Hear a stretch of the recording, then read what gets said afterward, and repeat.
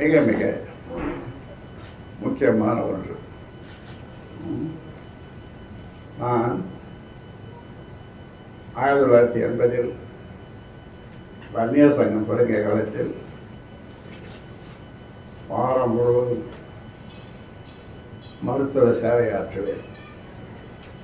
வாரத்தில் இறுதி நாட்களில் சமுதாய பணி ஆற்ற வேண்டி இரவு முழுவதும் அரசு பேருந்துகளில் அமர்வதற்கு கூட இடமில்லாமல் நின்று கொண்டே பல மணி நேரம் பயணம் செய்து சாலை வசதி இல்லாத கிராமங்களுக்கு கூட பல மைல் தூரம் கால்நடையை நடந்து வயல்வெளிகளிலும் வாய்க்கால் வரப்புகளிலும் ஏறி இறங்கி மின்சார வசதி இல்லாத கிராமங்களுக்கு கூட லாந்தர் விளக்கின் மங்கிய வெளிச்சத்தில் கிராமமாக சென்று அங்கு கூடியிருப்போர் 10-20 பேர் தான் என்றாலும் நம்பிக்கையோடு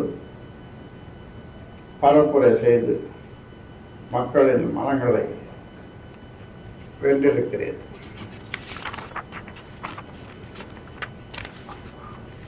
அலங்கார மேடை இல்லை, வண்ண விளக்கு,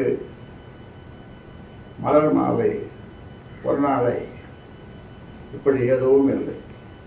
இருக்கிற வசதியை வைத்துக் கொண்டு சிறு மேசை மீதும் மாட்டு வண்டி மீதும் ஏறி நின்று கொண்டே பல மணி நேரம் பேசுவேன்.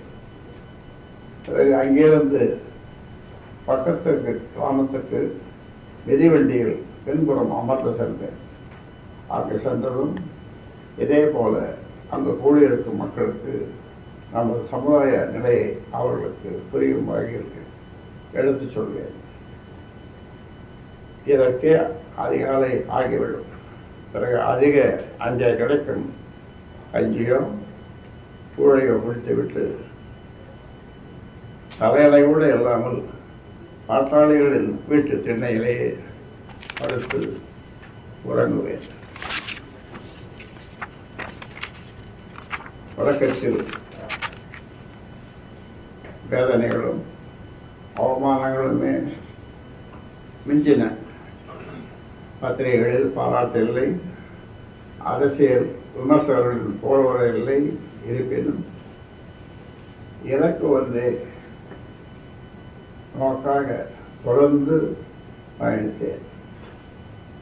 பிறகு எனது நோக்கத்தை புரிந்துவிட்ட மக்கள் என் பின்னால் கிராமமாக அணிதிரண்டு வந்தார். தமிழ்நாடு முழுவதும் பயணித்து பரப்புரை செய்து பலகட்ட போராட்டங்கள், மாநாடுகள், பேரணிகளை நடத்தினேன். ரெக்கார்ட் பண்ணி நல்லா பண்ணுங்க. போராட்டத்தின் உச்சகட்டமாக 1987 பேரினால் தொழிற்சாலை மறியல் நடத்தி 21 பேர் தாங்கள் இன்னும் நேற்றும் 1,00,000க்கும் மேற்பட்டோர் சிறை சென்றும் அதன் தொடர்ச்சியாக சில உயிரிழப்புகளும் உள்ளன. இந்த இழப்புகள் எல்லாம் என் மனதில் தீராத நலத்தை ஏற்படுத்தினாலும் இன்று வரை வன்னியர் சங்கத்தை வெல்லாது உயர்மட்டமாக வழிநடத்தி வருகிறேன். இது மட்டும்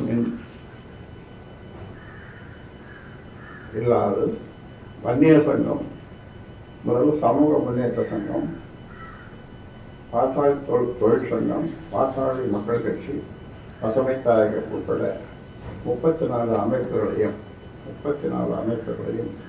மக்கள் தொலைக்காட்சியையும் நிறுவி வழிநடத்தி வருகிறேன். போராட்ட தியாகத்தின் எனது அயராத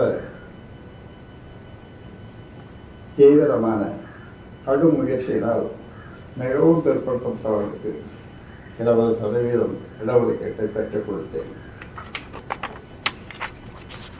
இதன் விளைவாக பல லட்சம் பேர் மருத்துவம், பொறியியல், இன்னும் பல துறைகளில் பட்டம் பெற்று தனியார் மற்றும் அரசின் எல்லா துறைகளிலும் உயர் பதவிகளிலும் பல வெளிநாடுகளிலும் மிக உயர்ந்த பதவிகளிலும் வேலை வாய்ப்பு பெற்றனர். மருத்துவ சேவை செய்து மக்களின் நோய் தீர்ப்பதை காட்டிலும் இந்த சமுதாயத்தை பீடித்த அறியாமை நோயை தீர்க்க வேண்டும். அதற்கு ஒரே மாமருந்து அரசியல் அதிகாரம் என்பதை உணர்ந்தேன்.